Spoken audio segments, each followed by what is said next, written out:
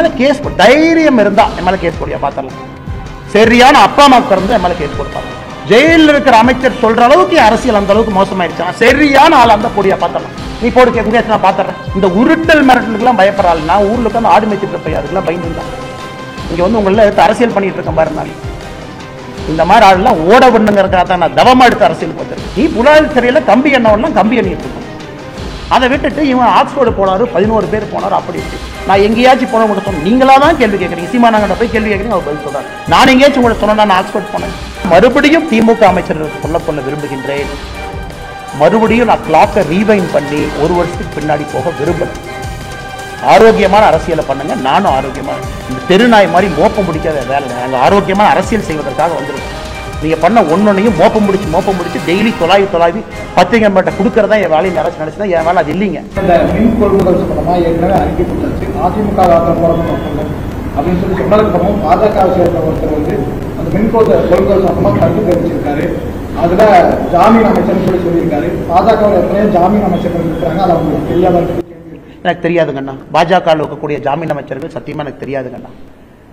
அதாவது ஓராண்டுக்கு மேல சிறையில் இருந்து ஓராண்டுக்கு மேல பல முறை பெயில் ரிஜெக்ட் ஆகி அவருடைய சொந்த தம்பி அவர்கள் ஆளக்கூடிய மாநிலத்தில் இன்னைக்கு அப்ஸ்காண்டிங்கா இருக்கார். இவர் அமைச்சர், சத்தியப்பிரமாணம் எடுத்த அமைச்சர். இவருடைய சொந்த தம்பி வாண்டட் அக்யூஸ்ட் ஆஃப் இடி. பிடித்து கொடுக்க வேண்டிய கடமை தமிழக காவல்துறைக்கு இருக்கு. காவல்துறையை கையில் வைத்திருக்கக்கூடிய முதலமைச்சர் சொல்றாரு கோயம்புத்தூர்ல, என்னுடைய மகன் உட்பட 35 அமைச்சர்ல பெஸ்ட் அமைச்சர் இவராமா. ஆனா ஒரு நாள் அமைச்சர் ஆவாரு, கை வந்துருச்சுங்கன்னா பெஸ்ட் அமைச்சர் இவருன்னு ஒருத்தர் காட்டுறாரு.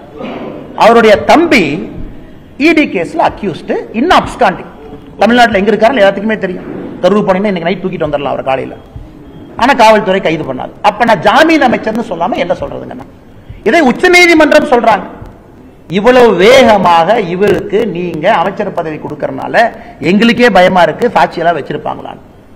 13ஆம் தேதி பொறுத்திருப்போம் என்ன உச்ச நீதிமன்றத்தில் சொல்றாங்க பார்ப்போம். அப்ப நான் ஜாமீன் அமைச்சர் என்று சொல்வதில் என்னன்னா தப்பு. இரண்டாவது, நான் கேட்ட கேள்வி அதானி அம்பானி பிஜேபி நீங்க கொடுத்தீங்களே, சரி இது அதிமுக கொடுத்தாங்க, நான் கொடுக்கல. அதுக்கப்புறம் 77 கோடி ரூபாய் கொடுத்தீங்களே கமுத்தில, அது என்னோட செகண்ட் அறிக்கையில் இருக்குங்கண்ணா. ஃபர்ஸ்ட் இதுல பெனால்டி சார்ஜ் 230 கோடி ரூபாய் கொடுத்தீங்களா, அதையே நீங்க காட்டல 530 கோடியோட, ஏன் மறைச்சீங்க? ரெண்டாவது இதுல இப்ப ஜெனரேட் பண்ண நீங்க ஆட்சிக்கு வந்ததுக்கு அப்புறம் ஜெனரேட் பண்ணதுல அதானிக்கு 77 கோடி ரூபாய் கொடுத்தீங்களே, அதுவும் செகண்ட் அறிக்கையில டாக்குமெண்டோட அதானியினுடைய ரிப்போர்ட்ல இருந்து அந்த பேராவை காப்பி பண்ணி ஆங்கிலத்தில் பேஸ்ட் பண்ணிருக்காங்க. இதுல உருட்டல் மிரட்டல் எம்எல் அறிக்கை கொடுத்ததுக்கு எம்எல் கேஸ் போடுவாங்களாமா. யோ நீ எல்லாம் என் மேல கேஸ் போட்டு இடி கேஸ்ல உள்ள போன நீ எல்லாம் கேஸ் போட்டு எஃப்ஐஆர் வாங்கின தலை விதி இல்லீங்களா? 1 வருஷம் ஜெயில கம்பி என்ன. இதுல ஆக்ஸ்போர்ட் பல்கலைக்கு போய் படிச்சேன். என்னை பத்தி நான் தனியா ஆக்ஸ்போர்ட்ல படிக்கணும் எப்ப சொன்னேன். நானு ஆக்ஸ்போர்ட்ல தனியா இருக்காச்சு கிளாஸ் எடுப்பாங்களான்னு ஆக்ஸ்போர்ட்ல ஒரு குரூப்ல போறேன். அது கூட போன 11 பேர் ரகசியம் எனக்கு தெரியும். வெப்சைட் போய் டைப் பண்ணிங்க, போன அன்னைக்கே வெப்சைட்ல போட்டிருக்கேன். ஷெவ்னிங் குருக்கள் வெப்சைட்ல யார் 11 பேர் எல்லாம் இருக்கு, போட்டோ இருக்கு, எஃப்சிடிஓ ஆபீஸ் போங்க எல்லாம் போட்டிருக்கான். இது ஒரு விஞ்ஞானமா? இதுக்கு ஒரு அமைச்சர் வேணுமா? அதனாலதான் நான் சொல்றேன், நான் ஆக்ஸ்போர்ட்ல படிக்கிற அதே நேரத்தில் இந்த ஜாமீன் அமைச்சரும் படிச்சார். எங்க படிச்சாரு? புலால் சிறையில கம்பி என்றதை படிச்சார். அவர் ஒரு பக்கம் படிச்சாரு, நான் லண்டன்ல படிச்சேன். அதனால ஃபெயிலான ஸ்டூடெண்ட் பாஸ் ஆன ஸ்டூடெண்ட் பார்த்து பொறாமப்படுறது நம்ம ஊர்ல சகஜம் தானா? அதனால கம்பி என்ற அமைச்சர் நீ பார்த்து பொறாமப்படுறாரு. கேட்ட கேள்விக்கு பதில் வரும். அதானி கொடுத்தியா இல்லையா? கொடுத்த ஒத்துக்க. இல்ல ஆட்சிக்கு வந்ததுக்கு அப்புறம் 77 கோடி ரூபாய் கமுதி ப்ராஜெக்ட் கொடுத்தியா இல்லையா? கொடுத்த ஒத்துக்க. அதை விட்டுட்டு சுத்தி சுத்தி இந்த வளைக்கிற வேலை என்கிட்ட விட்டுருந்த அந்த ஜாமீன் அமைச்சர் என் மேல கேஸ் போடு. தைரியம் இருந்தா என் மேல கேஸ் போடியா பாத்திரலாம். சரியான அப்பா அம்மா பிறந்த என் மேல கேஸ் போட்டு பாத்திரலாம். நான் தெளிவா கேட்கிறேன், தமிழ்நாடு அரசியல்ல ஒரு மாற்றத்தை பார்க்கணும். ஜெயிலில் இருக்கிற அமைச்சர் சொல்ற அளவுக்கு அரசியல் அந்த அளவுக்கு மோசமாயிருச்சு. சரியான ஆள் அந்த பொடியா பாத்திரலாம். நீ போடு கேட்க நான் பாத்துறேன். எங்க கூட்டிட்டு போவேன்னு பாத்தார கூட்டிட்டு போடு. போலீஸ் உங்க கையில இருக்கு, போடு. முதலமைச்சர் உனக்கு தான் நெருங்கிய நண்பர், நீ தான் ஒரு பையன் மாதிரின்னு சொல்றிய. மகனை விட முக்கியமான அமைச்சர் போய் சொல்லு, காலில் விழு. ஆனா டிஜிபி சொல்லி மேல கேஸ்டிக்கு உள்ளவே பார்த்தலாம். நாயத்தை பேசினா இந்த ஊர்ல மிரட்டல். கேட்ட அமைச்சர் பதவி, கேட்ட அமைச்சர் பதவி, நாயத்தை பேசினா மிரட்டல். அதனாலதான் அந்த அறிக்கை ஸ்ட்ராங்கா கொடுத்தான். நான் மரியாதை கொடுக்கக்கூடிய ஆள். இந்த உருட்டல் மிரட்டலுக்கு எல்லாம் பயப்படுற ஆள். நான் ஊர்ல உட்காந்து ஆடு மேய்ச்சிட்டு இருப்பேன், அதுக்கெல்லாம் பயந்துதான் இங்க வந்து உங்களை அரசியல் பண்ணிட்டு இருக்கேன் பாரு. நான் இந்த மாதிரி ஆள்லாம் ஓட பண்ணுங்கிறதுக்காக தான் நான் தவமா எடுத்து அரசியலுக்கு வந்திருக்கேன். தவமா எடுத்து வந்திருக்கேன். நீங்க அப்படியே மிரட்டி உருட்டி அப்படியே மிரட்டி பார்த்துருவீங்க. நான் கேட்பது ஒரே ஒரு கேள்வி, இரண்டாவது முறையும் அதானி கொடுக்கலன்னு சொல்லு. அறிக்கையை படிக்கிறதே கிடையாது. அத்தனை ஐஏஎஸ் ஆபிசர் கூட இருக்காங்க. இவருக்கு எதுவுமே தெரியும். ஐஏஎஸ் ஆபிசர் எழுதி கொடுக்கறதா அமைச்சர் படிக்கிறாங்க. அறிக்கையை தூக்கி ஐஏஎஸ் ஆபிசர் கொடுத்தா டேஞ்சர் கொடுத்து அவனே பார்த்து பண்ணி கொடுத்துருவான். அதை வந்து பிரஸ்ல ஒப்பிக்கணும். வேற அமைச்சருக்கு என்ன என்னைய மாதிரி உட்காந்து டைப் படிக்கிற வேலையா? இங்க நான் சிங்கிள் மேன் ஆர்மியா உட்காந்து டைப் படிக்கணும், கூகுள் பண்ணணும், அதானி ரிப்போர்ட்டை பார்க்கணும், இத்தனை வேலை செய்யணும். எனக்கு ஐஏஎஸ் ஆபிசர் இருக்காங்களா, செக்ரட்டரி இருக்காங்களா, எல்லாம் அரசியல் நண்பர்கள் இருக்கிறாங்க. அத்தனை ஐஏஎஸ் ஆபிசர் வச்சிருக்கீங்க டேஞ்சர் கூட.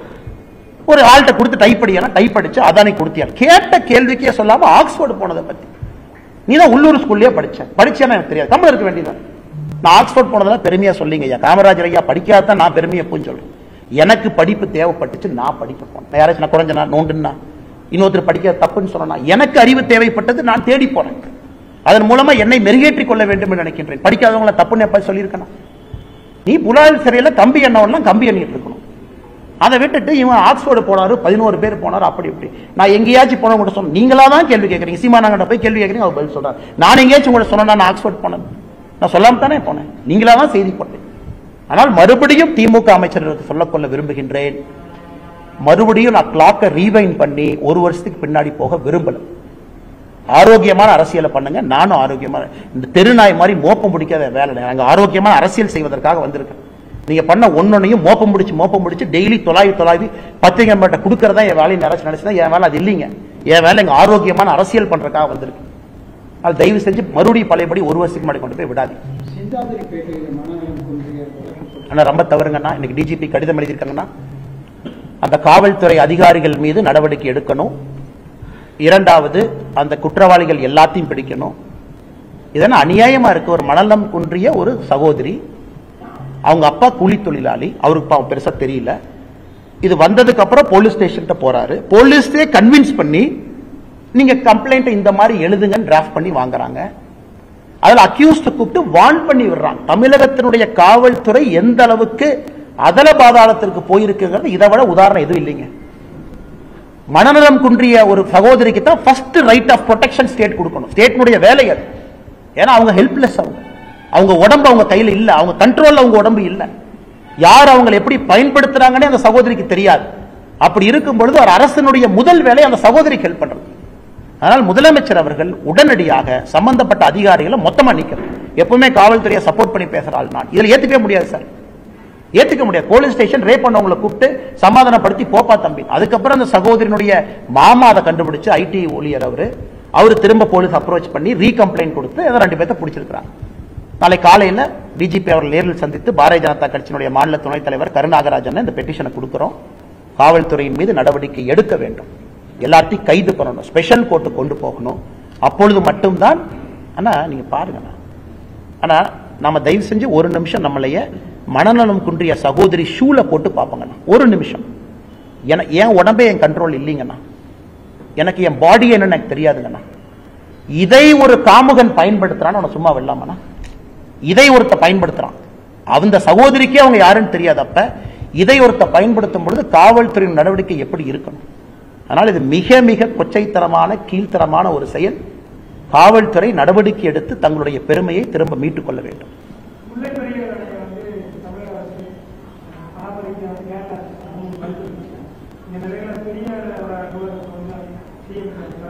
அண்ணா சாரிங்க அண்ணா, கொஞ்சம் வைக்கம் போறாரு. ஆனா அங்கிருந்து முல்லை பெரியார் அணையை உயர்த்திருக்கும் அந்த நீர் தேர்தலுக்கும் கேரளாவுக்கு பல கிலோமீட்டர் போயிருக்கு. இந்த வேலை இவர் அந்த வைக்கத்துக்கு போறாரு. அதான் இது இந்திய அலையன்ஸ்ல இருக்கக்கூடிய ஒரு காமெடிங்கண்ணா, இந்தியா முழுசுமே. அதாவது நான் 2024 பொறுத்த வரைக்கும் நண்பர்கள், அதுக்கப்புறம் பக்கத்து மாநிலத்துக்கு பேருக்கு நண்பர்கள். ஆனா எங்களுக்குள்ள 1008 பிரச்சனை இருக்கும், நாங்க தீர்க்க மாட்டோம். இன்னைக்கு வைக்கம் போராட்டம் நடந்த இடத்துல அதை நினைவுபடுத்தக்கூடிய நாளுக்கு நாங்க போறோம், இதெல்லாம் காட்டுறோம் சொல்லக்கூடியவர்கள் வாயை திறந்து இப்ப நீங்க கேட்டா முதலமைச்சர் ஐயா சொல்லுவாங்க, அதை விட முக்கியமான விஷயத்தை பேச போனது. லாஸ்ட் டைம் பெங்களூர் போயிட்டு வந்தாங்க, ஐயா எல்லாம் கேட்டீங்க, பத்திரிகை பேசினீங்களானே, நம்ம காவிரி தண்ணி விட சொன்னீங்களா, அதை விட முக்கியமா பேச போனது.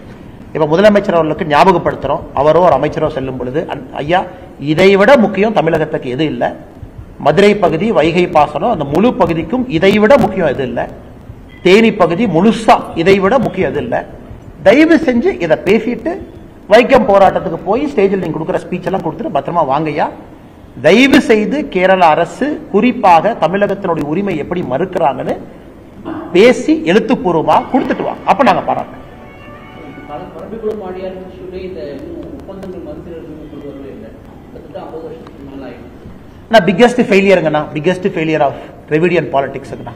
பிக்கெஸ்ட் ஃபெயிலியர் தமிழகத்தினுடைய விவசாயத்தை அதல பாதாளத்துக்கு எடுத்துட்டு போனோம். யாரு வேணாலும் சொல்லட்டும், ஆளுங்கட்சி எதிர்கட்சி இல்ல நாங்க ஆட்சிக்கு வந்ததுக்கு அப்புறம் பாசனத்தை அதிகப்படுத்திட்டோம், டேம் கட்டணும், நாங்க வந்ததுக்கு அப்புறம் நீர்நிலைகளை உயர்த்தி இருக்கிறோம், ஒன்றும் கிடையாது. அதனுடைய வெளிப்பாடு சாதாரண மழை பெஞ்சா கூட அதை தேக்குவதற்கு நம்ம கிட்ட இடம் கிடையாது. அப்படியே தண்ணி பெருக்கெடுத்து போகுது. இன்னைக்கு ஒப்பந்தத்தை திரும்ப கொண்டு போறது கிடையாது. அதே ஒப்பந்தத்தில் டேம் கட்டுவதற்கு அனுமதி இருக்கு, செய்யல. ஆனமலை நல்லார் திட்டம் கிளாசிக் உதாரணம். அதை நானும் இங்கே கோயம்புத்தூர் பாராளுமன்ற தொகுதியினுடைய வேட்பாளராக என் தலையை உள்ள விட்டுருக்கேன். மாநில அரசு செய்ய வேண்டியது நீங்க செய்ய மாட்டீங்க, மத்திய அரசு எடுத்துட்டு போறேன். அதற்கான முயற்சியும் ஒரு பக்கம் போட்டுட்டே இருக்கேன். இந்தியாவில் எங்கேயுமே இந்த அநியாயம் கிடையாதுங்க. ஸ்டேட் கவர்மெண்ட் ப்ராஜெக்டை சென்ட்ரல் கவர்மெண்ட் நம்ம தூக்கிட்டு போறோம். அதனால் பெரிய ஃபெயிலியர் இவங்க ரிவரை மேனேஜ் பண்றதுக்குன்னா நீர் மேலாண்மையை உயர்த்தியது பிகெஸ்ட் ஃபெயிலியர். இரிகேட்டட் ஏரியா கீழே கொண்டு வந்துட்டாங்க, டேம் கட்டல, வரக்கூடிய மழையெல்லாம் அப்படியே கடலுக்கு ஓடுது. அதனால இதை தனியா ஒரு நாள் நம்ம பேசுவோங்கன்னா, இதுக்கு ஒரு தனியா ஒரு செஷன் வச்சு பேசுவோங்க.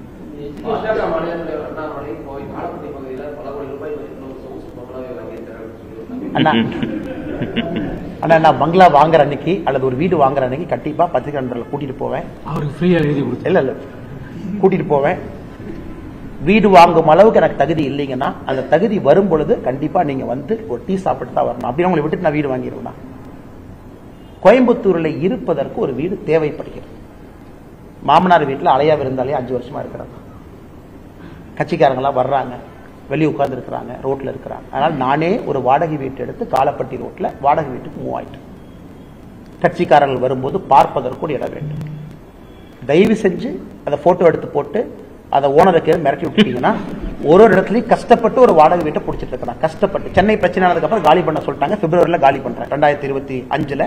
அந்த வீட்டுல இருந்து அடுத்த வீட்டுக்கு ஓடும். அதனால் எனக்கு இருக்கக்கூடிய பிரச்சனை எனக்கு தானா தெரியும். அதனால தயவு செய்து இந்த வீட்டில் இப்பதான் வந்திருக்கேன்னா 4 நாள் ஆச்சு. கொஞ்சம் நியூஸ் கொஞ்சம் பெருசு பண்ணாம ஸ்டேட் போலீஸ்ட கேட்டா அன்னைக்கு இன்ஸ்பெக்டர் ஐயா வந்திருந்தாங்க, சப் இன்ஸ்பெக்டர் ஐயா வந்திருந்தாங்க. எனக்கு சிஆர்பிஎஃப் செக்யூரிட்டி இருக்கிறனால நான் ஒரு வீட்டுக்கு குடி போனா ஃபுல் டாக்குமெண்ட் சென்ட்ரல் கவர்மெண்ட் கொடுக்கணும், அந்த வீட்டுக்கு அவங்க அப்ரூவல் கொடுக்கணும், செக்யூரிட்டி செக் பண்ணணும். அதனால காவல்துறைக்கு எல்லாம் தெரியும் நான் எவ்வளவு வாடகைக்கு இருக்கிறேன், எங்க இருக்கிறேன், யாரு ஓனர்னு. தயவு செஞ்சு போய் பாருங்க, ஓனர்கிட்ட பேசுங்க, டிவியில போட்டுறாதீங்க. ஓனர் ஓடின போறாரு. அடுத்த வீட்டுக்கு இன்னும் 3 மாசம் ஆகும். அப்படியாங்கண்ணா ரொம்ப சந்தோஷம். சினிமா போட அந்த ஓனர் போட்டோ போடாத வரைக்கும் எனக்கு சந்தோஷம் தான். ஏன்னா ஸ்டேட் கவர்மெண்ட் இங்க இருக்கிறாங்க, லோக்கல் சப் இன்ஸ்பெக்டர் அங்க இருக்கிறாங்க. 10 கிலோமீட்டர் சப் இன்ஸ்பெக்டர் போய் அண்ணாமலை என்ன வீடு கிரகப்பிரவேசம் பண்ண முடியாது, நீங்க வாடகைக்கு குடி போகும்போது பால் தான் காய்ச்ச முடியும், வந்தீங்களான்னு கேளுங்க. அவரே எஸ்ஆர் பாரு, அவரே வந்தம்பாரு. எதுக்கு வந்தீங்க? இந்த சிஆர்பிஎஃப் வீடு பார்க்க வந்தாங்க, லோக்கல் போலீஸ் கூப்பிட்டு வந்தாங்க. ஆனா வாடகைக்கா அவர் விலைக்கு வாங்கினாரா? அவரே சொல்லுவாரு வாடகைக்கு. அதுக்கு மேல ஓனர் போட்டோவுக்கு போட்டாங்கன்னா கஷ்டப்பட்டு அந்த வீடு கிடைச்சிருக்கு. ஆனா நான் ஜோக்குக்கு சொன்னா கூட இது ஒரு அரசியல்வாதிக்கு இருக்கக்கூடிய பிரச்சனைங்க. அது குறிப்பா எனக்கு இருக்கக்கூடிய பிரச்சனை. காரணம் ஊழலை பத்தி நிறைய பேசுறேன். அப்ப எல்லா இடத்திலும் நம்ம மீது தாக்குதல் நடத்துவது சாதாரணம் தான். இருந்தும் இந்த கடினமான பாதையை நானே தேர்ந்தெடுத்திருக்கேன். அதை பயணம் செஞ்சுதான் ஆகணுங்கன்னா அதை தப்பிக்க முடியாது. நம்ம ஒரு விஷயத்தை நல்லா புரிஞ்சுக்கணுங்கண்ணா. அதாவது விகடன் நிறுவனத்தை பொறுத்தவரை ஒரு பாரம்பரியமான ஒரு நிறுவனம், தமிழகத்தில் நீண்ட நெடிய காலமாக இருக்கக்கூடிய ஒரு பத்திரிகை நிறுவனம். இந்த மேடையில் யார் வந்தாங்க, எப்படிப்பட்ட மனிதர்கள் பேசினாங்க என்பதில் நம்ம கவனம் செலுத்த வேண்டிய நேரம். குறிப்பாக மேடையில் முக்கிய விருந்தாளியாக வந்திருக்கக்கூடிய நபர் ஆனந்த் தெல் தும்படே அப்படிங்கிற நபர் முக்கிய விருந்தினராக விகடன் நிறுவனம் அவர்களை அழைத்திருந்தார்கள். பாரத் ரத்னா ஐயா அம்பேத்கர் அவர்களுடைய பேத்திய திருமணம் செய்திருக்கக்கூடியவர் ஆனந்த் தெல் தும்படே.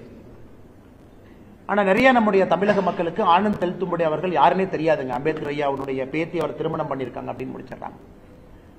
அவர் ஒரு அர்பன் நக்சல். அவருடைய தம்பி மிலிந்த் தெல் தும்படே 2021 கத்திரோச்சுரலி ஃபாரஸ்டுக்குள்ள நடந்த என்கவுண்டர்ல 22 நக்சல் சுட்டுக் கொல்லப்பட்ட பொழுது அவருடைய தம்பி மிலிந்த் தெல் தும்படே அவர்களும் கூட சுட்டுக் கொல்லப்பட்டார். அந்த பீமா கொரகேன் அந்த கேஸ் என்ன இருக்கோ, ஜனவரி 1, 2018 பூனே பக்கத்துல அந்த பீமா கொரகேன் அந்த பெரிய ரயட் நடந்து ஏகப்பட்ட மக்கள் இறந்து அது ஒரு பெரிய கலவர பிரச்சனையாக மாறி நக்சல் ஸ்பான்சர் பண்ண அந்த வயலன்ஸ்ல கைது செய்யப்பட்டதுல முக்கிய குற்றவாளியாக இருப்பவர் இந்த Anand தெல் தும்படே.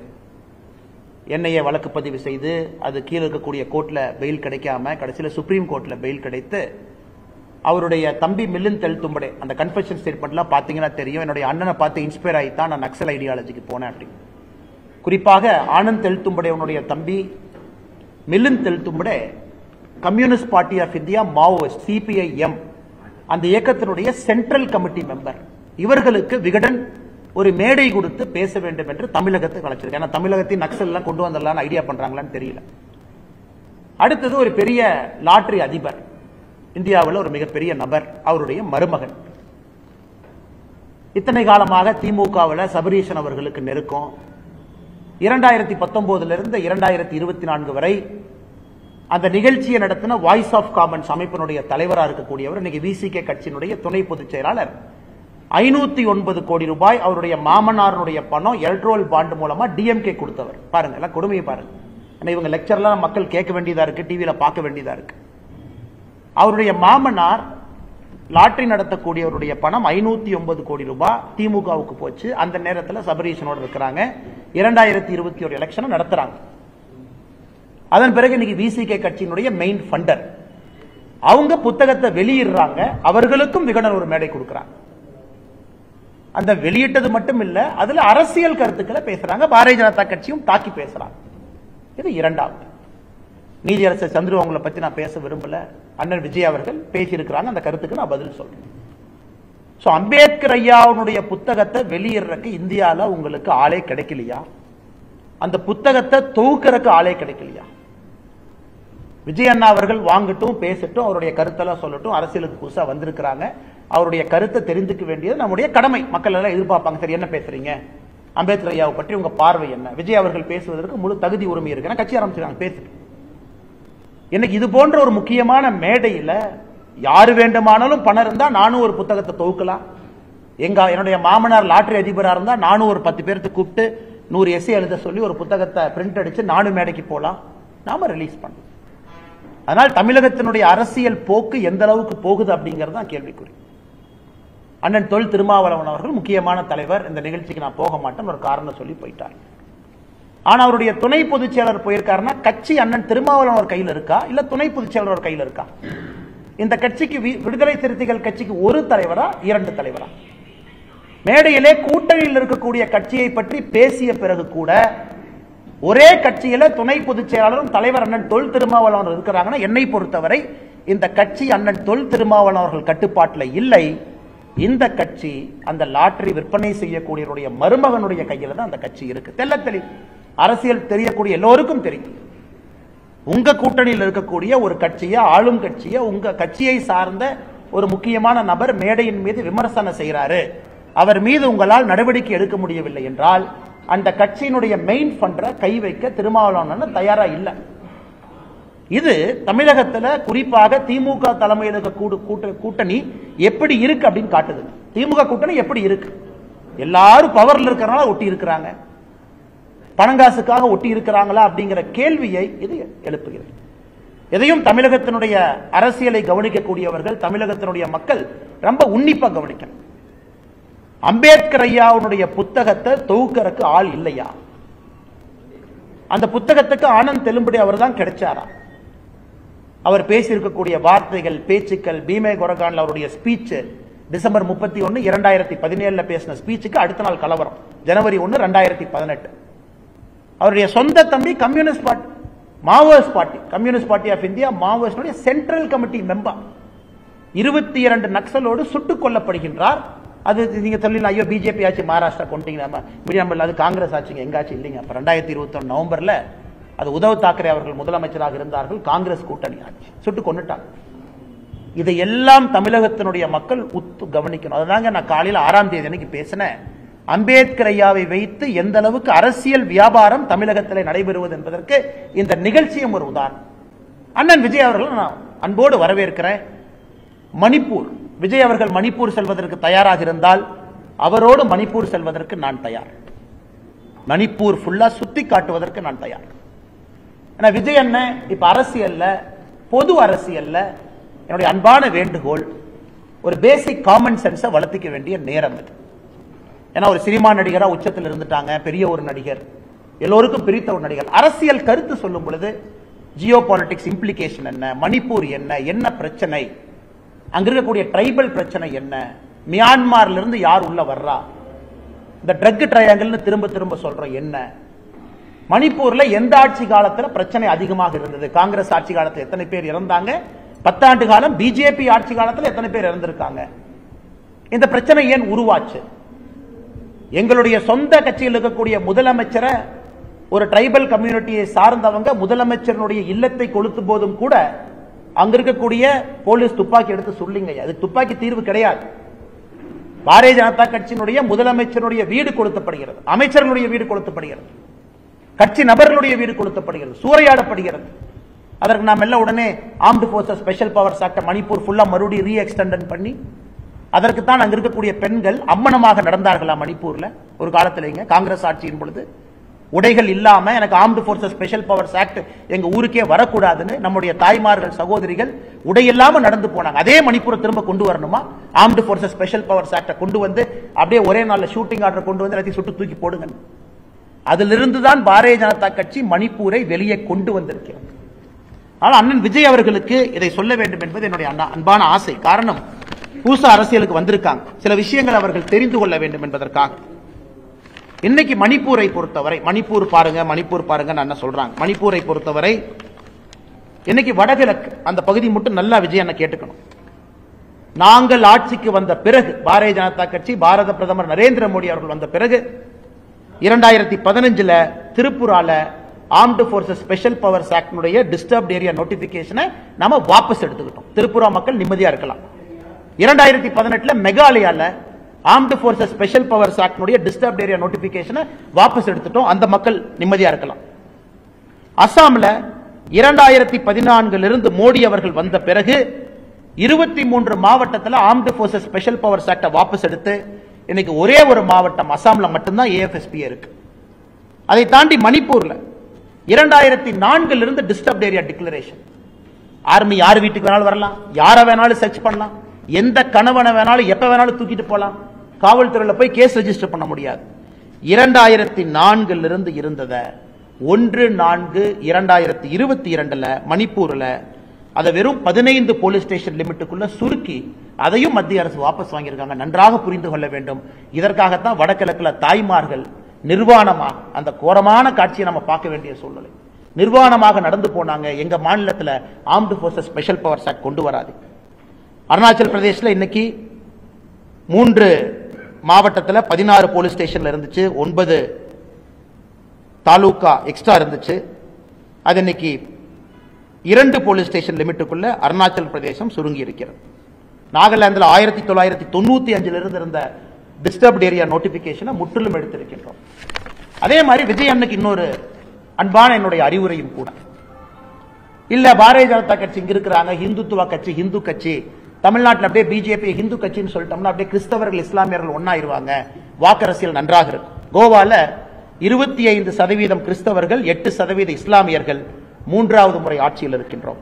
Manipur 53% மீத்தி tribe, 16% cookie tribe, அதுல 2017 இருந்து ஆட்சியில் இருக்கின்றோம். மெகாலயா 74% கிறிஸ்தவர்கள், 4% இஸ்லாமியர்கள். அதுல உங்களுக்கு தெரியும், இத்தனை காலமாக 2018 இருந்து ஆட்சியில் இருந்தோம், இன்னைக்கு ஆட்சியில் இல்ல, கூட்டணியில் 2 சீட்ல இருக்கு. மிசோராம்ல 2018 என்டி அலையன்ஸ் ஜெயிச்சது, கிறிஸ்டியன்ஸ் 87% இருக்கிறாங்க. இண்டி அலையன்ஸ்லாம் அங்க பிக்சர்லே கிடையாது. நாகாலாந்து கிறிஸ்டியன்ஸ் 87.9% இருக்கிறாங்க. 2018 இருந்து எங்களுடைய கூட்டணி ஆட்சி இருக்கு, அதுல 18 எம்எல்ஏ பிஜேபி கையில் இருக்காங்க. அதனால் தமிழ்நாட்டில் யாராவது ஒரு கட்டுக்கதை கிளப்பறதுக்கு கிளம்பி இருந்தாங்களோ அவருக்கு அன்பான வேண்டுகோள், தமிழகத்திலும் இஸ்லாமிய சகோதர சகோதரிகள், கிறிஸ்தவர்கள் பாரதிய ஜனதா கட்சியின் பக்கம் வர ஆரம்பித்திருக்கின்றார்கள், வந்து கொண்டே இருக்கின்றார்கள். இந்தியா முழுவதும் நடக்குதுங்க, தமிழ்நாடு மட்டும் விதிவிலக்கு இல்லை. அதனால அந்த பொய்களை ஓரளவுக்கு தான் அரசியல்வாதிகள் பேச முடியும். பிஜேபி இந்துத்துவ கட்சி அப்படியே ஒதுக்கி விட்டுரு, இந்த மாதிரி அரசியல் பண்ணுவோம். அண்ணன் திருமாவளவன் சொல்றாங்க, இந்தியா ஃபுல்லா தலித் சமுதாயம், பட்டியலின சகோதர சகோதரிகள் பாரதிய ஜனதா கட்சியாமா, தமிழ்நாட்டில் மட்டும் அண்ணன் திருமாவளவன் அவங்க இருக்கிறனால நம்ம கிட்ட வரலையாமா. அப்ப இந்தியா முழுவதும் வர்றாங்கன்னா, திருமாவளவன் கர்நாடகாவே பிரச்சாரம் பண்றாரு. நான் கர்நாடகாவில் திருமாவளவன் பார்த்திருக்கேன், ரோட்ல பேசியிருக்கேன். திருமாவளவன் மகாராஷ்டிரா பிரச்சாரத்துக்கு போறாங்க. தமிழ்நாட்டிலே எத்தனை காலத்திற்கு ஏமாற்றி வைத்திருப்பீர்கள், அதுவும் உடையத்தான் போது. பாரதிய ஜனதா கட்சியில பட்டியலின சகோதர சகோதரிகள் பெருமளவுல வந்து கொண்டே இருக்கின்றார்கள். பெரிய பெரிய பொறுப்புல இருக்கிறாங்க, மத்திய அமைச்சர்களா நீங்க இருக்கிறாங்க. அதனால அண்ணன் பேசலாம். இந்தியா முழுசும் வந்துட்டாங்கன்னு அண்ணன் திருமாவளவன் சொன்னதுக்கு ரொம்ப நன்றி. 2026 தமிழகத்திலும் சேர்ந்து முழுமையாக வந்து விட்டார்கள் சொல்லுவீங்க. அதற்காக மிச்சம் இருக்கக்கூடிய நன்றி உங்களுக்காக பத்திரமா வச்சுக்கிறேன். அது 2026 மாநில தேர்தல் முடிந்த பிறகு திருமாவளவனுக்கு அந்த நன்றி மிச்சத்தை நான் சொல்லிடுறேன். ஆனால் இன்று நடந்திருப்பது புத்தக வெளியீட்டு விழா இல்லைங்க. தமிழகத்தில் தயவு செஞ்சு இந்த நக்சல் விதமான அரசியலை கொண்டு வந்துடாது. இந்த பீமா கொரகன் வயலன்ஸ்ல மிக முக்கியமான பேச்சு, அதாவது ஒரு ஒடுக்கப்பட்ட சமுதாயத்திற்கு திரும்ப உரிமை கிடைக்க வேண்டும் என்றால் மொத்தமாக கொளுத்தித்தான் அது கிடைக்க வேண்டும் என்றால் அதற்கும் தயார் அப்படிங்கிறாங்க. அதுல மிக முக்கியமாக அவங்க நடத்தக்கூடிய பத்திரிகையில் எழுதுறாங்க, if there is exploitation there should be rebellion and if there is no rebellion then it is better than the city burns to ashes before sunrise. இந்த பேச்செல்லாம் மேடையில் பேசப்பட்ட பேச்சுக்கள் அடுத்த நாள் நடந்தது. அதனால தயவு செய்த அன்பான வேண்டுகோள் பத்திரிகை நண்பர்களுக்கு, நம்ம இஷ்யூ போடுற எல்லா நண்பர்கள் மைக்கெட்டு தானே இதை பற்றி கருத்து இல்லை, மேடையில் யார் இருந்தா எது கருத்து சொல்லுங்க. லாட்டரி அதிபருடைய மருமகனை பத்தி கருத்து சொல்ற அளவுக்கு இந்த கட்சி தரம் தாழ்ந்து சென்று விட்டதா? காந்தியவாதியா? ஒரு தலித் குடும்பத்தில் பிறந்து ஒரு எழுச்சி ஏற்படுத்தணும் வந்திருக்கிறாங்களா? பறவைகள் பறக்க பறக்க எச்சத்தை கீழே போடுவது போல அரசியல்வாதிகள் சில பேர் கட்சி மாறுறாங்க. அதற்கெல்லாம் பாரதிய ஜனதா கட்சி கருத்தை சொல்லி எங்களுடைய தரத்தை நாங்கள் தாழ்த்தி கொள்ள வேண்டுமா? 2021 தேர்தலுக்கு சபரீஷனோடு 509 கோடி ரூபாய் மாமனாரனுடைய பணம். மன்னராட்சி அன்னைக்கு சொல்றீங்களே, மன்னராட்சியை கொண்டு வந்தது யார்? மன்னராட்சி உறுதுணையாக இருந்தது யார்? விசிகே கட்சியில சேர்ந்து துணை பொதுச் செயலரோட பதவி வாங்கியவுடன் வாழ்த்து முதல்ல யார்கிட்ட வாங்கினீங்க? ஸ்டாலினை அடுத்தான வாழ்த்து வாங்கினீங்க. ரெண்டே சிரிச்சுட்டு போஸ்ட் கொடுக்கலையா? ஆளும் கட்சிக்கு எதிராக இருக்கக்கூடிய ஓட்டை பிரிப்பதற்கு சதியா இது? திமுகவுக்கு எதிராக தமிழகத்தில் எவ்வளவு ஓட்டு இருக்கு தம்பி, நீங்க அப்படியே அந்த பக்கம் போய் அந்த கட்சிக்கு போற மாதிரி போங்க. திமுக தொடர்ந்து ஆட்சியில் இருக்க வேண்டும் என்றால் திமுகவுக்கு எதிராக இருக்கக்கூடிய மக்கள் ஓட்ட மூணா பிரிப்போம். அதற்காக இது திமுக நடத்துற சதியா? இந்த லாட்டரி அதிபருடைய மருமகனை வெளியனுப்பிச்சு கட்சி தாவி ஒரு நெரேட்டிவ் செட் பண்ணி ஓட்ட பிரியும். இதையெல்லாம் தமிழக மக்கள் பார்க்கத்தான் போறாங்க. எதற்காக நான் இவ்வளவு ஓப்பனா பேசுறேன்னாங்க, மக்களுக்கு தெரியணும் ஆனந்த் தெல்தும்படை யாருன்னு தெரியும், பேக்ரவுண்ட் என்னன்னு தெரியும், எதற்காக 4 வருஷம் ஜெயிலில் இருந்தாருன்னு தெரியும், அவர் தம்பி யாருன்னு தெரியும். ஆனால் விகடன் நிறுவனத்திற்கு அன்பான வேண்டுகோள், 1008 பிரச்சனைகள் இருந்தாலும் கூட நேஷனல் செக்யூரிட்டியில காம்ப்ரமைஸ் பண்ணாது. சந்திரவையாவை கூப்பிடுங்க, வெளியிடுங்க, விஜயா வாங்க சொல்லுங்க. யார் புத்தகத்தை வெளியிடுவதற்கு தொகுப்பதற்கு எவ்வளவு பெரிய நிறுவனங்கள், தொகுப்பதற்கு எத்தனை பேர் தமிழகத்தில் அம்பேத்கர் ஐயா அவருடைய கொள்கைகளை பின்பற்றவங்க எத்தனை ஆயிரம் பேர் இருக்கிறாங்க. எங்கள் கொள்கைகளை ஏற்றுக்கொள்ளாதவர்கள் அத்தனை ஆயிரம் பேர் இருக்காங்க. அவங்களை கூப்பிட்டு வெளியிடுங்க. அதனால் பெரிய விழாவாக நடத்தி அல்ல கான்ட்ரோவர்சியலா பேசி அதில் 2 கருத்துக்கள் ஏற்று 2 பேருக்கு திரிக்கிறத பாரதிய ஜனதா கட்சி வன்மையாக கண்டிக்கிறோம், மிக வன்மையாக. தயவு செஞ்சு மணிப்பூரை பத்தி யாராச்சும் பேசுறீங்கன்னா, நான் எந்த வேலையாக இருந்தாலும் சரி, அண்ணன் விஜயாக இருந்தாலும் தமிழகத்தில் இருக்கக்கூடிய அரசியல் தலைவர், நீங்க மணிப்பூர் வர அன்னைக்கு நான் வர்றேன், நான் மணிப்பூர் கூட்டிட்டு போறேன். பாரதிய ஜனதா கட்சி உங்களை அழைத்து செல்லும். மணிப்பூர்ல இருக்கக்கூடிய பாரதிய ஜனதா கட்சி எந்த இடத்தை பார்க்கணும் நான் கூட்டிட்டு போறோம், பார்ப்போம். கலவரம் யார் வந்தது? பாரதிய ஜனதா கட்சி உருவாக்கிய கலவரம் அது. மியான்மர்ல இருந்து யாரை புஷ் பண்ணிட்டு இருக்காங்க? சைனா மியான்மருக்கு ஏன் உதவி செய்யறான்? ஜியோ பாலிடிக்ஸ் அங்க என்ன நடக்குதுங்க? மணிப்பூர்ல எவ்வளவு ட்ரக் சீசர் நடந்திருக்கு என்டிஏ ஆட்சிக்கு பிறகு பாரு. காங்கிரஸினுடைய மொத்த 10 ஆண்டு கால ஆட்சியில, காங்கிரஸினுடைய மொத்த 10 ஆண்டு கால ஆட்சியில 2004 இருந்து 14 வரை வடகிழக்குல மொத்தமா ட்ரக்ஸ், எல்லா மலையிலையும் ட்ரக்ஸ், எல்லா மலையில விளைவிக்கிறாங்க.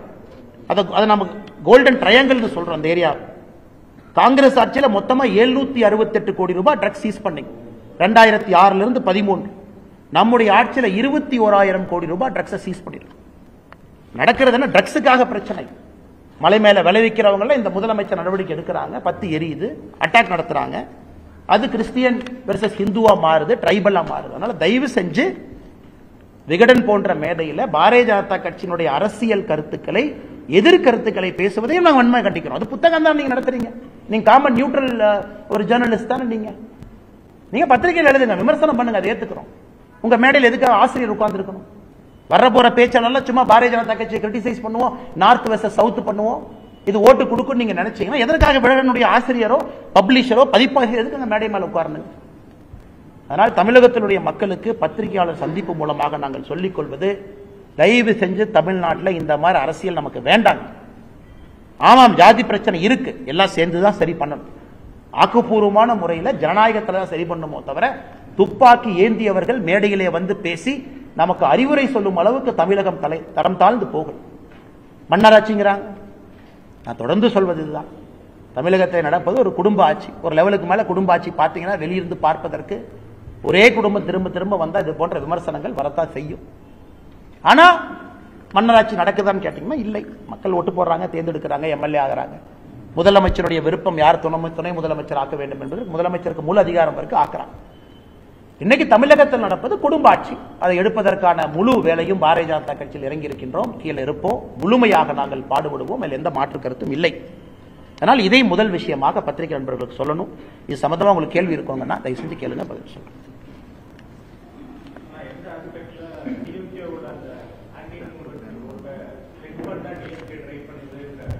ஆனா ஒரு யூகத்தை உங்க முன்னாடி வைக்கிறேங்கண்ணா. நேற்று வரை நண்பர்கள் அந்த இவரும் அங்க இருக்கக்கூடிய தபரீஷரும் ஒன்னா போறாங்க, சுத்துறாங்க. 2021 ஸ்ட்ராட்டஜி ஒன்னா போடுறாங்க. பெண் அமைப்புக்கெல்லாம் தனித்தனியா டிஎம்கே ஒரு பெண் அமைப்பு ஒன்று வச்சிருக்காங்க, அதை ஆரம்பிக்கிறாங்க. அதன் பிறகு அப்படியே விசிகேக்கு போறாங்க. விசிகேல இருக்கும் பொழுது இந்த பிரச்சனையை பேசலையே. உங்களுக்கு திமுக பிரச்சனையா இருந்தால் விசிகே கூட்டணி கட்சியில் ஏன் போய் சேரணும்? ஏன் வேற கட்சியா தமிழ்நாட்டு இல்லையா? வேற யாருமே பட்டியலின சகோதர சகோதரிகளுக்காக வேலை செய்யலையா? எதிர்கட்சியில போய் ஜாயின் பண்ணலாமே. அதே கூட்டத்தில் இருக்கக்கூடிய கட்சியில ஜாயின் பண்ணி கன்டினியூ பண்றீங்க. திருச்சி மாநாடு போடுறீங்க, அதுக்கு தலைவர்களை கூப்பிடுறீங்க, அது ஸ்பான்சர் பண்றீங்க. அதன் பிறகு திடீரென்று திமுகவை விமர்சிக்க வேண்டிய காரணம் என்னன்னு தான் மக்கள் கேட்கிறாங்க. அப்ப என்ன நீங்களா சேர்ந்து நாடகம் ஆடுறீங்களா? இது திமுக, திருமாவளவன், இந்த லாட்டரி அதிபருடைய மருமக 3 பேர் உட்கார்ந்து நீங்களே கேம் ஆடி புதுசா இந்த கட்சிக்கு எவர் அனுப்பு, அந்த கட்சிக்கு எவர் அனுப்பு, ஓட்ட பிரிக்கலாம். அது என்னுடைய ஐயத்தை வெளிப்படுத்துகின்றேன், மக்களுடைய ஐயத்தை. இல்ல நீங்க ஆக்ஷன் எடுங்க. ஏன் ஆக்ஷன் எடுக்கல? இல்ல ஒரு பேசுறது தப்பு. ஒரு சின்ன பையன் ட்விட்டர்ல ஒரு மெசேஜ் போட்டா 10 நிமிஷத்துல தூக்குற கட்சி. முதலமைச்சர் அசிங்கமா பேசியிருக்காங்க. நாங்கள் பேசுவது வேறு, முதலமைச்சருடைய குறைகளை சுட்டிக்காட்டுவது வேறு. அப்ப மன்னராட்சின்னு அதே கூட்டத்தில் பண்றாங்கன்னா திருமாவளவன் ஏன் நடவடிக்கை எடுக்கல? அப்ப என்ன அர்த்தங்கன்னா இந்த கட்சிக்கு அவரு தலைவரா இன்னொருத்தர் தலைவரா? இதைத்தான் நான் கேட்கிறேன். ஆனால் நான் கேட்பது புத்தகத்தை வெளியிடுங்க, விஜயண்ணா பேசுங்க, எல்லாம் பண்ணுங்க, ஆதாரத்தின் அடிப்படையில் பேசும். சும்மா வாய்க்கு வந்தது மணிப்பூர் அப்படியே பேசிட்டு போயிடலாம். 2% கட்சி பரவாயில்லைங்க. எங்களை மாதிரி சாதாரண ஆட்கள் 2%, 4%, 6%, 12% எல்லாம் வந்துடும். கட்சி இத்தனை பேர் உழைச்சு கொண்டாந்துட்டாங்க. அடுத்து 30% போயிடும். ஆனால் சும்மா அப்படியே மேடையில் வர வேண்டியது ஒரு விகடன் போன்ற ஒரு முக்கியமான ஒரு பத்திரிகை, அந்த மேடையில் அரசியல் பேச வேண்டியது என்னங்க அது? நான் இதுவரை மரியாதையாக தமிழகத்தில் எல்லோருக்கும் மரியாதை கொடுக்க வேண்டும் என்று தான் அரசியல் பண்றோம். ஆனா இது போன்ற பேசினா நம்ம தரவுகளின் அடிப்படையில் பேச வேண்டி வருதுங்கண்ணா. மணிப்பூரை பத்தி தெரியணும், ஜியோகிராபி என்ன, மணிப்பூர் ஹிஸ்டரி என்ன, மேப்ல எங்க இருக்கு, மணிப்பூருக்கும் மியான்மருக்கு எவ்வளவு தூரம், ஏன் அதை நம்ம ட்ரக் ட்ரையாங்கிள்னு சொல்றோம், எதுவும் தெரியாம மணிப்பூர் ஜியோ பாலிடிக்ஸ். ஏன் மணிப்பூர் பற்றியற வேண்டும் என்று சைனா நினைக்குது, ஏன் மியான்மர் நினைக்குது, ஏன் நம்ம கடுமையான ஆக்ஷனுக்கு போகாம இருக்கோம்னா? 2 ட்ரைபல் சண்டை போடுறாங்க, துப்பாக்கி சூடு நடத்தி நாளை காலையில குக்கியும் ஏத்தி நீங்க சமாதானப்படுத்திடுவீங்களா? இதெல்லாம் 100 ஆண்டுகளாக இருக்கக்கூடிய பிரச்சனை. மலை மேல குரூப் இருக்காங்க, மலைக்கு கீழே குரூப் இருக்காங்க. மலை கீழே இருக்கிற குரூப் மேல போய் நிலத்தை வாங்க முடியாது. அந்த பிரச்சனை தான் இந்த பிரச்சனை. ஹைகோர்ட் ஜட்ஜு தீர்ப்பு கொடுக்கிறார், ஒரு கம்யூனிட்டி ட்ரைபல் ஆக்க. இன்னைக்கு எல்லா விதமான விதத்தையும் கையாண்டு பிரச்சனைக்கு நார்த் ஈஸ்ட்ல அது தமிழ்நாடு மாதிரி கிடையாதுங்க. High tribal identity. சொந்த சீஃப் மினிஸ்டருடைய வீட்டை கொளுத்தும் போது நாங்க துப்பாக்கி சூடு நடத்தாம இருக்கோம். ஏன்னா துப்பாக்கி சூடு தீர்வு கிடையாது. அதற்கு மறுபடியும் நார்த் ஈஸ்ட் பத்தி எறியணும், மறுபடியும் தாய்மார்கள் உடை உடுத்தாம ரோட்டுக்கு வரணும், மறுபடியும் Armed Forces Special Powers Act எடுங்கன்னு சொல்லணும். இது ஒரே நாள்ல ஏஎஃப்பிஎஸ்பியை கொண்டு வந்து ஆர்மி 10 காலத்தை இறக்கி ஷூட்டட் சைட் ஆர்டர் கொடுத்து 24 ஹவர்ஸ்ல கொண்டு வர தெரியாதாங்கன்னா? இது 20 ஆண்டுகள் கழித்து இந்த அமைதி வந்திருக்கு, இந்த பிரச்சனை வெடிக்கிறதுக்கு முன்னாடி. அதனால் கொஞ்சம் ஜியோகிராபி ஹிஸ்டரி தெரிஞ்சுக்கிட்டு பேசணும் என்ன நடக்குது. அதான் அன்பான வேண்டுகோளை தவிர வேற எதுவும் என்னுடைய வேண்டுகோள் இல்லைங்க. நாம அன்பரசன் பிளாக் டிக்கெட்டுக்கும் அதே போல லாட்டரி சீட்டுக்கும் போட்டோ போட்டி அப்படின்னு சொல்லி நான் ஏற்கனவே சொன்னது போல விஜய் அவர்களுடைய அரசியலை நான் வரவேற்கிறேங்கண்ணா. காரணம் ஒரு புதிய ஒரு குரல் வந்திருக்கிறாங்க, சினிமாவினுடைய உச்சத்தில் இருக்கிறாங்க, வரட்டும். நான் அந்த பிளாக் டிக்கெட்டுக்குள்ள போக விரும்பலீங்கண்ணா.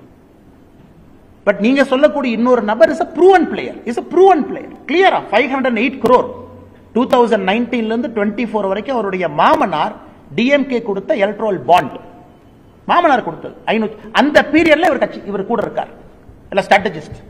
புகைப்படங்கள் இருக்கு, நீங்க செக் பண்ணலாம். ஸ்டாலின் அவர்களோட புகைப்படம் எடுக்கிறாங்க, எல்லாம் எடுக்கிறாங்க. இப்ப டிராமா பண்ண வேண்டிய அவசியம் திடீர்னு அண்ணா இவரு கருத்துக்கு என்ன கருத்து? நான் தான் யோசிச்சேன், இவர் என்ன காந்தியவாதியா இல்ல அம்பேத்கர் வாதியா இல்ல கீழே ஒரு சாதாரண குடும்பத்திலிருந்து பிறந்து அவரே படிச்சு இல்ல விவசாய குடும்பத்தில் வந்திருக்கிறாங்க. மாமனாருடைய பேரு, மாமனார் பணம் இருக்கிற வரைக்கும் அங்க ஃபியூஸ் போகும். நாளை காலையில அந்த மாமனார் பணத்தை கட் பண்ணா இந்த கட்சியிலிருந்து அடுத்த கட்சி. அதனால தாமு அன்பரசன் எந்த அர்த்தத்தில் கேட்கிறான்னு சத்தியமா எனக்கு தெரியலீங்கன்னா, நான் இந்த பகுதியை விமர்சனம் செய்ய விரும்புகின்றேன். அதனால தயவு செய்து விகடன் போன்ற ஒரு நிறுவனம் மேடையை கொடுக்கும் பொழுது யாருக்கு கொடுக்கிறோம் என்பது மிக முக்கியம். இதுதான் திரும்ப திரும்ப நான் சொல்லக்கூடிய கருத்து. தமிழகத்தில் அது போன்ற அரசியல் வேண்டாம். அந்த ரிபெல்லியஸ் பாலிடிக்ஸ், பீமா கொரகான் என்ன நடந்துச்சுன்னு எல்லாத்துக்குமே தெரியுங்கன்னா, அது வேண்டாம் என்பது யாருமே இந்த கோணத்தில் பேசுறீங்க. நான் பேச வேண்டாம் என்று தான் இருந்தேன். ஆனா பேசுற சர்ச்சை எல்லாமே இவங்க என்ன சொன்னாங்க, இவங்க என்ன சொன்னாங்க, அப்படியே உண்மை சொல்லணும்ல. நான் எதுக்கு தெல்தும்படையை பத்தி பேசணும்னு இத்தனை நாளா பொறுமையா இருந்தேன். பட் இருந்தாலும் பேச வேண்டிய கட்டாயம், அவர் பேக்ரவுண்ட் யாருன்னு சொல்ல வேண்டிய கட்டாயம்.